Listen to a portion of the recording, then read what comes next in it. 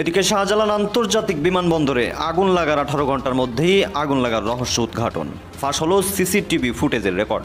সম্পূর্ণ ভারতীয় রয়ের চক্রান্ত সফল হয়েছে। আজকে শাহজালাল বিমানবন্দরে আগুনটা কিভাবে লাগে দেখেন। এই যে ধারাবাহিক আগুন লাগছে, এটা কি কোনো পরিকল্পনা, কোনো ষড়যন্ত্র, নাকি আসলে দায়িত্বহীনতা অথবা দায়িত্বে অবহেলার কারণ? বিমানবন্দরের আগুন লাগানোর ঘটনায় বেরিয়ে আসলো এক চাঞ্চল্যকর ভিডিও, যেটা দেখার পর আপনাদের কপালে উঠে যাবে যে এইটা কিভাবে করলো, এটা কিভাবে করতে পারলো, এর পেছনে কাদের হাত রয়েছে, একটু তাদের আমরা মুখোশগুলো খুলে দেই। আসসালামু আলাইকুম। প্রিয় জন্মভূমি পড়ছে, প্রতিদিন কোথাও না কোথাও ভয়াবহ অগ্নিকাণ্ডের ঘটনা ঘটছে।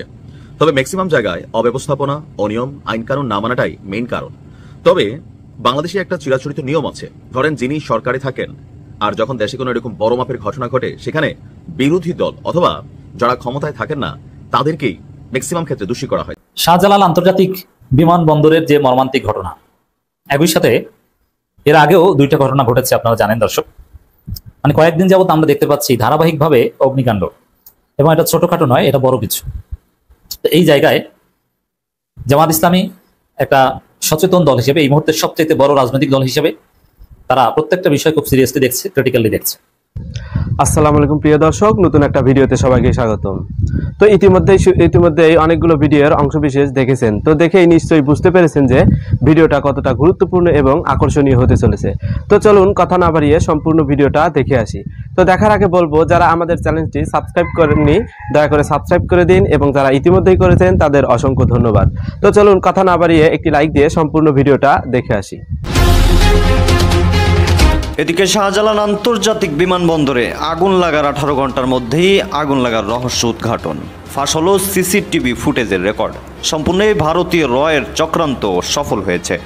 আজকে শাহজালাল বিমানবন্দরে আগুনটা কিভাবে লাগে দেখেন। এই যে ধারাবাহিক আগুন লাগছে, এটা কি কোনো পরিকল্পনা, কোনো ষড়যন্ত্র, নাকি আসলে দায়িত্বহীনতা অথবা দায়িত্বে অবহেলার কারণ? বিমানবন্দরের আগুন লাগানোর ঘটনায় বেরিয়ে আসলো এক চাঞ্চল্যকর ভিডিও, যেটা দেখার পর আপনাদের কপালে উঠে যাবে যে এইটা কিভাবে করলো, এটা কিভাবে করতে পারলো, এর পেছনে কাদের হাত রয়েছে, একটু তাদের আমরা মুখোশগুলো খুলে দেই। এনসিপি নেতা সাজিস আলম বলছেন যে এই ঘটনা আওয়ামী লীগ ঘটিয়েছে। শাহজালাল আন্তর্জাতিক বিমানবন্দরের যে মর্মান্তিক ঘটনা, একই সাথে এর আগেও দুইটা ঘটনা ঘটেছে, আপনারা জানেন দর্শক। মানে কয়েকদিন যাবত আমরা দেখতে পাচ্ছি ধারাবাহিকভাবে অগ্নিকাণ্ড, এবং এটা ছোটখাটো নয়, এটা বড় কিছু। এই জায়গায় জামাত ইসলামী একটা সচেতন দল হিসেবে, এই মুহূর্তে সবচেয়ে বড় রাজনৈতিক দল হিসেবে তারা প্রত্যেকটা বিষয় খুব সিরিয়াসলি দেখছে, ক্রিটিক্যালি দেখছে। জামাত ইসলামী সন্দেহ করছে জামাতের নানান শঙ্কা, যে এটা কোনো ষড়যন্ত্র কিনা, এটা নাশকতা কিনা।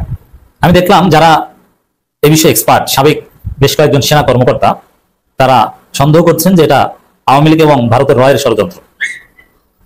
অতএব শাহজালাল আন্তর্জাতিক বিমানবন্দরে যে অগ্নিকাণ্ডের ঘটনা, এর মধ্য দিয়ে এটা আরো বেশি সন্দেহ হচ্ছে। সাধারণত বিমানবন্দরে আগুন তেমন লাগে না, এবং যেভাবে লেগেছে এভাবে না। এবং জুলাই সনদ স্বাক্ষরের আগে পরে, মানে যেই জুলাই সনদ বাস্তবায়ন হলে, স্বাক্ষর হয়েছে, আমরা আশা করি বাস্তবায়ন হয়, বাস্তবায়ন হলে আওয়ামী লীগ এবং ভারতের হেজিমনির কোনো অস্তিত্ব বাংলাদেশে থাকবে না। জুলাই সনদ বাস্তবায়ন হলে বাংলাদেশ একটা নতুন বাংলাদেশ হিসেবে যাত্রা শুরু করবে। এই জায়গায় এই ঘটনাগুলো যথেষ্ট সন্দেহজনক, যে জুলাই সনদের আগের 2 দিন আবার পরের দিন বাংলাদেশের ইতিহাস অন্যতম ভয়াবহ অগ্নিকাণ্ডের ঘটনা। এটা স্বাভাবিক নয়, এর পেছনে ভারত এবং আওয়ামী লীগ জড়িত থাকতে পারে। অ্যাট দি সেম টাইম আমি বলতে চাই যে ভারত একের পর এক এটা তদন্ত করতে হবে। তদন্ত শুধু টেকনিক্যাল বিষয় সামনে রেখে করলে হবে না, পলিটিক্যাল মোটিভ এবং কনস্পাইরেসি থিওরি আমলে নিয়ে তদন্ত করতে হবে। আমরা সে আহ্বান জানাই, জামাত ইসলামী সে আহ্বানে জানিয়েছে। আমি জামাতের একটা বিবৃতি পর্যালোচনা করবো এখানে। অ্যাট দি সেম টাইম কথাও বলতে চাই, ভারতের হেজিমনি এখনো বাংলাদেশে ধরে রাখার রাজনীতি করছে বিএনপি, ভারতের দালালি করছে বিএনপি। যেই সময় ভারতের ষড়যন্ত্রের বা ভারতের এই নাশকতার আশঙ্কা, এবং ভারতীয় হিন্দুরা বাংলাদেশে ঢুকছে, মুসলমান সেজে পাসপোর্ট নিচ্ছে, এবং বাংলাদেশিদের তারা মব সৃষ্টি করে হত্যা করছে, মানে চারিদিকে বাংলাদেশ বিরোধী ষড়যন্ত্র, এগুলোর সাথে অনেক কোরিলেশনস আছে। আপনি দেখেছেন যে বাংলাদেশের সার্ভিং জেনারেল পালিয়ে গেছে, এখন ইমিগ্রেশন ছাড়া অবৈধভাবে ভারতে প্রবেশ করেছে। ভারত সরকার হাতে গ্রেপ্তার হয়ে জেলে থাকার কথা ভারতের আইন অনুযায়ী, কিন্তু না, তিনি অভিজাত জায়গায় আছেন এবং আগে পালাতক আরেক জেনারেলের সাথে একই ডেরায় আছেন। এর মানে বাংলাদেশের স্বাধীনতা সার্বভৌমত্ব এখন হুমকির মুখে। ওয়াকার এর জন্য দায়ী থাকতে পারেন, আমরা এটা আগেই বলেছি। এবং সার্ভিং জেনারেল পালানোর দায় সেনা প্রধানের উপর বর্তায়। পৃথিবীর ইতিহাসে সার্ভিং জেনারেল পালানোর ইতিহাস খুব কম আছে, কারণ সার্ভিং জেনারেল জীবন দিবেন কিন্তু পালাবেন না, এটাই তার এথিক্স। দীর্ঘদিন ট্রেনিং এর মাধ্যমে তিনি এটাই শিখেছেন। তো ওই জেনারেলদের ষড়যন্ত্র কিনা এটা খতিয়ে দেখা উচিত, এবং পালাতক অবস্থায় তারা যে ষড়যন্ত্র করবেন এটা আমরা আগে অনুমান করেছিলাম। তো অগ্নিকাণ্ডের ঘটনা স্বাভাবিক না হয়ে এটা অস্বাভাবিক পলিটিক্যাল হতে পারে। অ্যাটলিস্ট ক্রিটিক্যালি আমাদের অ্যানালাইসিস করতে হবে, তদন্তে এটা আমলে নিতে হবে। দায়িত্বশীল রাজনৈতিক দল হিসেবে জামাত ইসলামী অনেকটা এই ধরনের সন্দেহ করছে। জামাতের বিবৃতি, হযরত শাহজালাল আন্তর্জাতিক বিমানবন্দরে কার্গো ভিলেজে ভয়াবহ অগ্নিকাণ্ডের ঘটনায় গভীর উদ্বেগ প্রকাশ করে বাংলাদেশ জামাত ইসলামী আমির ডক্টর শফিকুর রহমান এক বিবৃতি প্রদান করেছেন। প্রদত্ত বিবৃতিতে তিনি বলেন, হযরত শাহজালাল আন্তর্জাতিক বিমানবন্দরে কার্গো ভিলেজে ভয়াবহ অগ্নিকাণ্ডের ঘটনায় আমি গভীর উদ্বেগ প্রকাশ করছি। তিনি আরো বলেন, দেশের প্রধান আন্তর্জাতিক প্রবেশদ্বার হিসেবে এই বিমানবন্দর শুধু যাত্রী পরিবহনের কেন্দ্র নয়, বরং বাংলাদেশের ভাবমর্যাদার এক গুরুত্বপূর্ণ প্রতীক।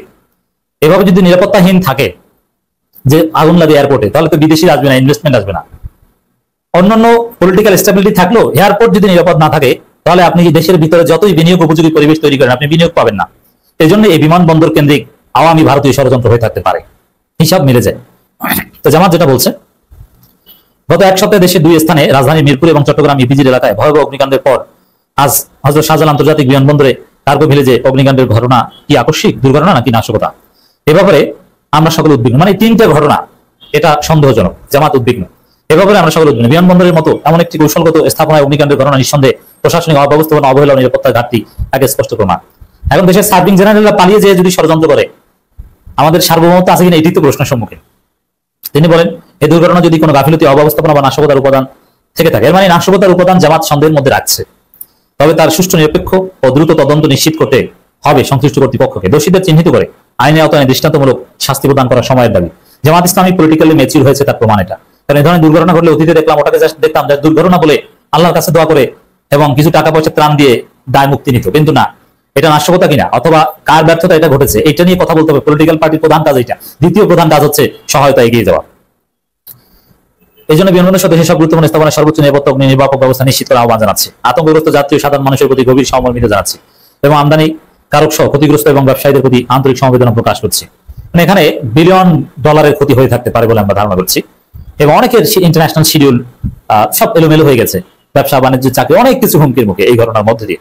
এবং এটা একটা আন্তর্জাতিক ঘটনা। শাহজালাল আন্তর্জাতিক বিমানবন্দরের এই দুর্ঘটনা এটা ডোমেস্টিক কোনো ঘটনা, এটা আন্তর্জাতিক একটা ঘটনা।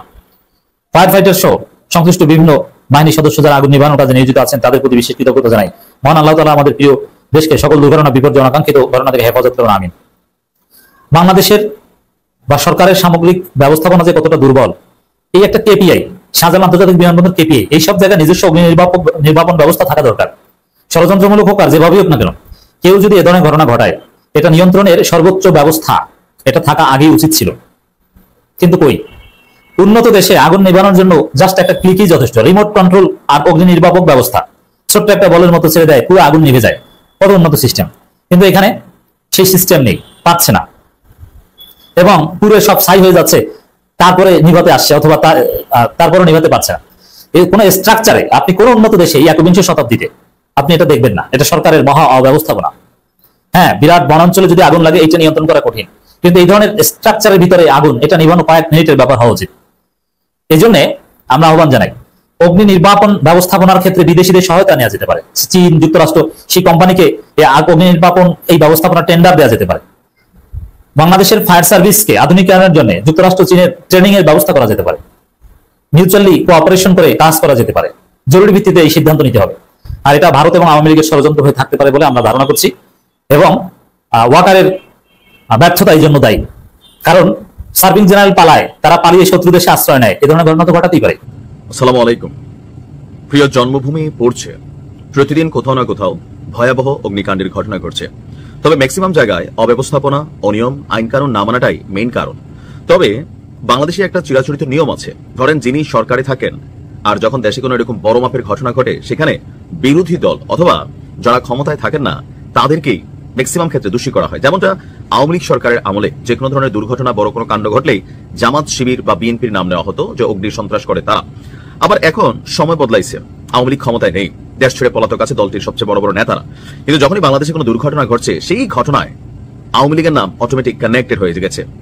আজকে আপনারা জানেন যে ঢাকার শাহজালাল আন্তর্জাতিক বিমানবন্দরের যে কার্গো ভিলেজ, আমি আগে একটা ভিডিও দিয়েছিলাম যেখানে আগুন লাগার যে সিস্টেমটা, যদি একটা তদন্ত কমিটি গঠন করা হয়েছে, আপনি দেখবেন যে ফাইনালি এমন কিছু আসবে যে অব্যবস্থাপনা এবং অবহেলা বা অনিয়ম।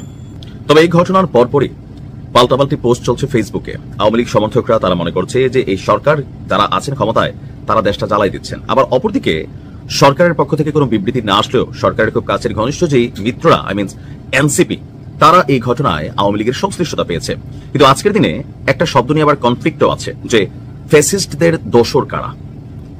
দর্শক, কিছুক্ষণ আগে বিমানবন্দরের অগ্নিকাণ্ডের ঘটনায় আমাদের ব্লুটুথ বয় সার্জিস আলম তিনি একটা স্ট্যাটাস দিয়েছেন। তার স্ট্যাটাসে তিনি লিখছেন যে বিভিন্ন জায়গায় আগুন লাগাকে বিচ্ছিন্ন ঘটনা হিসেবে দেখি না। তো কিভাবে দেখেন? তার বক্তব্য হচ্ছে এগুলা স্বৈরাচারের দোসরদের। এখন স্বৈরাচারের দোসর কারা?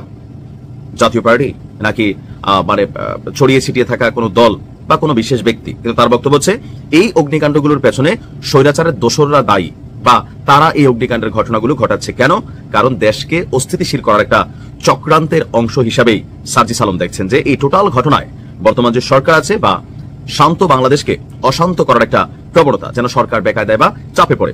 এই বক্তব্য সার্জিস আলম যে নতুন দিচ্ছে তা না, এগুলা যে যখন সরকারে থাকে এরকম বক্তব্য দেয়। কিন্তু প্রশ্ন হচ্ছে আমাদের এই বিমানের যে শাখা, সেই শাখার যিনি ধরেন বিমান উপদেষ্টা আছেন, তিনি কি বক্তব্য দিয়েছেন? কিছুক্ষণ আগে তিনি আপনার সেই এলাকা পরিদর্শন করলেন। এখানে বিলিয়নস অফ ডলারের ক্ষয়ক্ষতি হয়েছে, অনেক মানুষের স্বপ্ন শেষ হয়ে গেছে, আগুনে পড়ে গেছে বিলিয়নস অফ ডলার। বুঝছেন, এখানে যে পণ্যগুলো মজুদ ছিল, কারণ এটা কার্গো হাউস, মানে পণ্য যেখানে মজুদ করা হয়। তো তাকে সাংবাদিকরা প্রশ্ন করেছিল যে আসলে ঘটনা কি। এখন তো মাত্র আগুন লাগছে, পুরা নিভেও নাই। আমি যখন নিউজটা করছি তখনও থেমে থেমে বিভিন্ন জায়গায় অগ্নিকাণ্ডের ঘটনা আপনার মানে আবার বাড়তেছে, কমতেছে, আবার সেখানে নানাবিধ সংকট আমরা দেখছি। তো তার বক্তব্য হচ্ছে একটা তদন্ত কমিটি গঠন করা হবে। এই মুহূর্তে নগদে কোনো বক্তব্য দেওয়ার সুযোগ নেই, কিন্তু রাজনৈতিক দল হিসেবে সার্জিস আলম তিনি নগদে বক্তব্য দিয়ে দিচ্ছেন, বা ওনার যারা সমর্থক আছেন অথবা পলিটিক্যাল পয়েন্ট অফ ভিউতে অনেকেই মনে করতেছেন এই কাজটা আওয়ামী লীগই করছে, কারণ তারা বাংলাদেশকে বা ডক্টর ইউনূসকে চাপে ফেলতে চায়। কিন্তু আমাদের যিনি বিমান উপদেষ্টা আছেন তিনি এখন কোনো মন্তব্য করেননি, বা সরকারের দায়িত্বশীল কোনো জায়গা থেকে এখনো মন্তব্য আসেনি। তাদের বক্তব্য হচ্ছে একটা তদন্ত কমিটি গঠন করা হবে, ইনভেস্টিগেশন হবে, তারপরে এটা সম্পর্কে মন্তব্য করা যাবে। তবে পলিটিক্যাল মন্তব্যগুলো বাংলাদেশকে সবসময় একটা জায়গায় নিয়ে যায় যে সরকারে যে থাকে তিনি মনে করেন তিনি দেশকে ভালোবাসেন, আর বাকি যারা আছে সবাই দেশের বিরুদ্ধে ষড়যন্ত্র চক্রান্তে কানেক্টেড।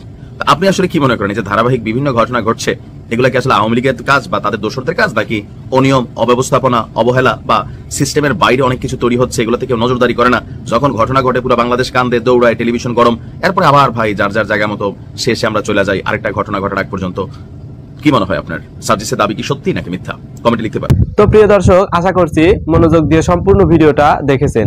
তো দেখে কি বুঝলেন, কি জানলেন, আপনাদের গুরুত্বপূর্ণ মতামতগুলো আমাদের কমেন্ট বক্সে জানিয়ে দিন। পারলে ভিডিওটা শেয়ার করে দিন, এবং আবারও বলছি যারা আমাদের চ্যানেলটি সাবস্ক্রাইব করেনি তারা দয়া করে সাবস্ক্রাইব করে দিন, এবং যারা ইতিমধ্যেই করেছেন তাদের অসংখ্য ধন্যবাদ। সবাই ভালো থাকবেন, সুস্থ থাকবেন, আল্লাহ হাফেজ।